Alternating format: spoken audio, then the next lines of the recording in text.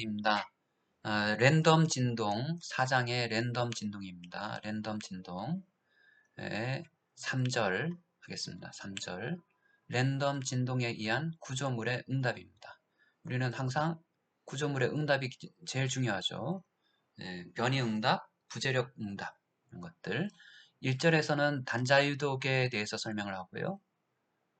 2절에서는 랜덤 가진 하중 자체가 확률적인 특성을 갖는다는 얘기고요. 그 다음 3절에서는 다자유도계에서의 응답, 그 다음 4절에서는 결정론적 구조 해석과 확률론적 구조 해석을 비교했습니다.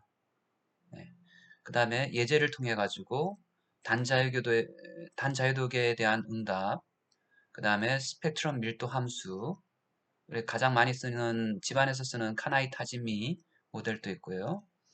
그 다음에 단자유도계 응답에서 정상 랜덤 가진, 그 다음에 다자유도계 응답에서 정상 랜덤 가진, 그 다음에 설계 기준 같은데 많이 확률론적인 특성을 고려하기 위해서 사용하는 피크 개수, 피크 팩터 혹은 크레스트 팩터, 어떤 데서는 파고율이라고 부릅니다. 여기에 대해서 하도록 하겠습니다. 먼저 4.3절 넘어가겠습니다. 4.3절입니다. 1절 4.3절 랜덤 진동에 의한 구조물의 응답입니다. 자, 1절 단자유도계의 경우에 구조물의 응답 어떻게 구하는지 한번 보겠습니다. 우리가 구조물이라고 부르는 것은 시스템이라고도 하고요. 시스템은 다음과 같이 MCK 동력학적인 시스템으로 모델링 하면은 MCK로 나타납니다. 질량과 감쇄와 강성. 그런데 이것들이 시간에 따라서 변하지 않고 일정하다라고 한다면은 이것을 가지고 선형 시간 불변 시스템이라고 합니다. 이러한 경우에 하중이 주어지면은 응답을 구할 수가 있습니다.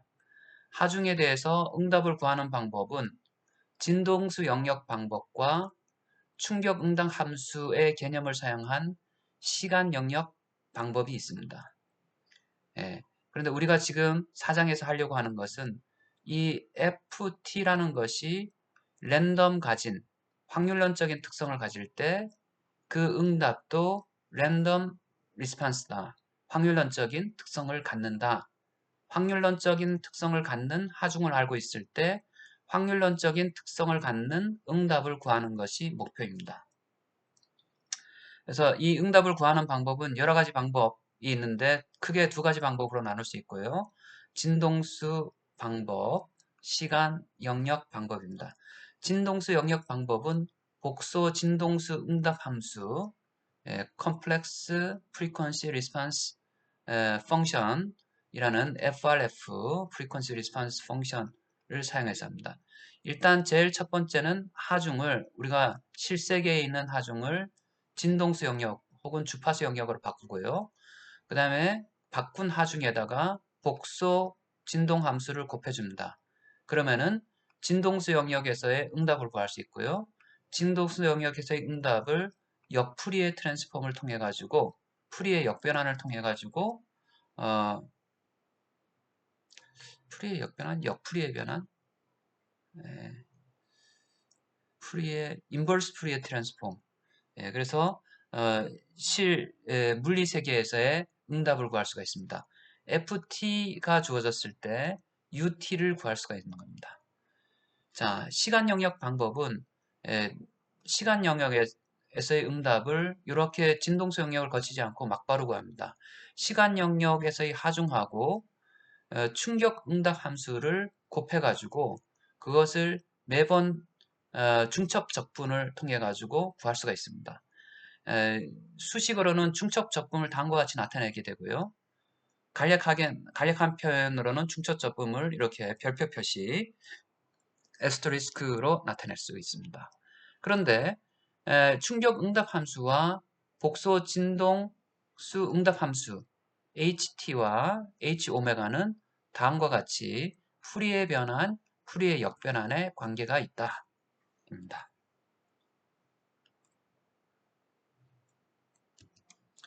2절 정상 랜덤 가진에 의한 응답입니다. 응답이란 것은 F가 가해졌을 때 응답 U가 어떻게 되느냐입니다. 응답을 나타내는 방법은 응답의 평균, 이놈의 평균이 얼마냐? 그 다음에 응답의 자기 상관함수 어떻게 되느냐? 응답의 스펙트럼 밀도 함수 PSD 어떻게 되느냐? 그 다음에 응답의 자승의 평균값 혹은 요거의 루트 값을 씌우게 되면요. 어, 표준 편차가 됩니다. 표준 편차 값은 어떻게 되느냐입니다.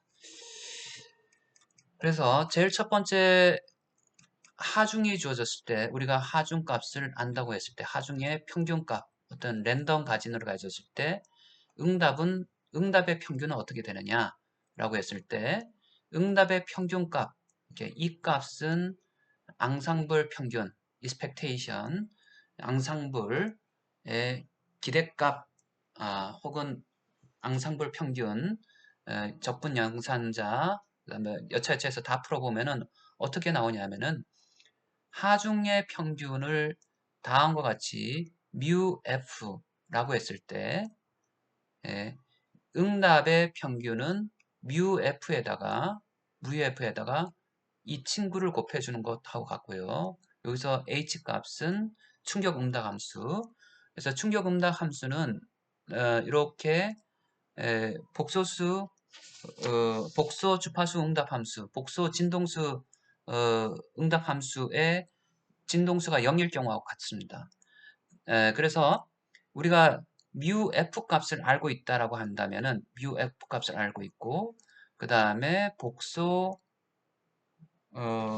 진동수 응답 함수를 알고 있다고 했을 때 우리는 어, 응답의 평균값을 구할 수가 있다입니다. 예를 들어서 단자유도의 경우에 복소 진동수 응답 함수는 다음과 같고요. 이 경우에 오메가 값을 0으로 집어넣게 되면은 이 값은 k분의 1이 되고 이 값을 위의 공식에 대입을 시키면은 다음과 같이 응답의 평균은 하중의 평균 값에다가 k 값을 나눠주면은 된다. 응답의 평균이다. 그러니까 f equal ku 하고 똑같습니다. 하중의 평균값을 집어넣으면은 응답의 평균값을 구할 수가 있고 그것은 k에 비례한다. 강성에 비례한다는 것을 알 수가 있습니다. 그래서 예를 들어 가지고 여기서는 충격 응답 함수, 복소 진동수 응답 함수를 알고 있을 경우에 가진 하중의 평균을 알고 있으면은 응답의 평균을 k 값을 나눠줌으로 인해 가지고 구해줄 수가 있다. 그래서 랜덤 가진 하중의 평균이 만약에 0이라면은 일반적으로 쓰는 가정입니다. 응답의 평균도 0이 된다. 위에서 그러니까 mu f가 0이면은 mu u 값이 0이다라는 것을 알 수가 있습니다. 그다음 자기 상관함수인데요.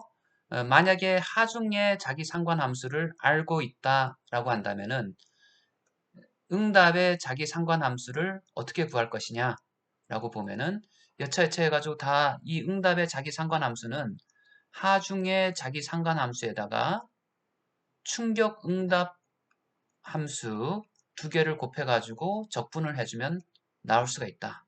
그래서 충격 응답 함수 두 개를 사용한 이유는 UU, FF 요게 두 개의 값이 곱해주니까 하중에서 이쪽으로 가는데 H 값이 하나 필요하고요.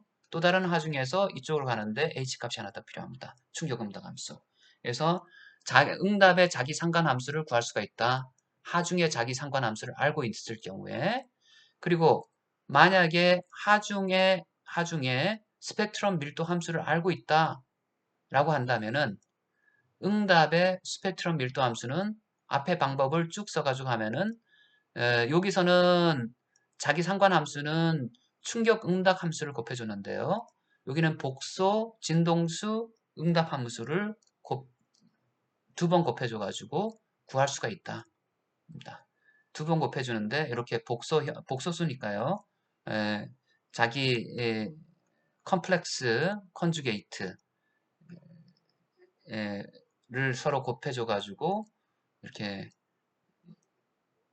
절대값을 구할 수가 있습니다. 이러한 관계는 앞서 배웠던 위너-킨친의 관계를 사용해 가지고 이런 관계를 구할 수가 있습니다. 일반적으로 하중에 스펙트럼 밀도 함수가 주어지고요.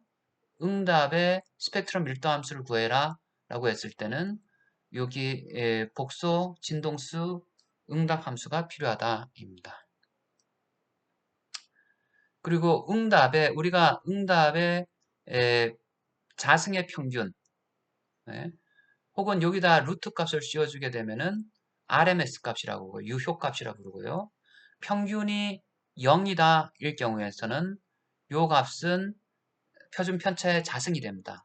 따라서 평균이 0일 경우에 우리가 구했던 요 값의 루트 값은 표준 편차가 된다. 시그마 U 값이 된다.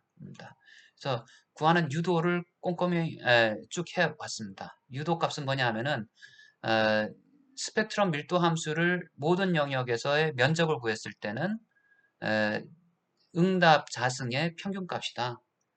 응답 자승의 평균값의 유자승 평균값의 루트를 씌워준다 라고 하면은 이것은 루트 민 평균이죠.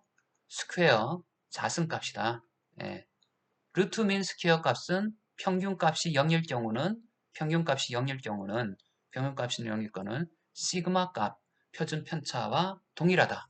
입니다.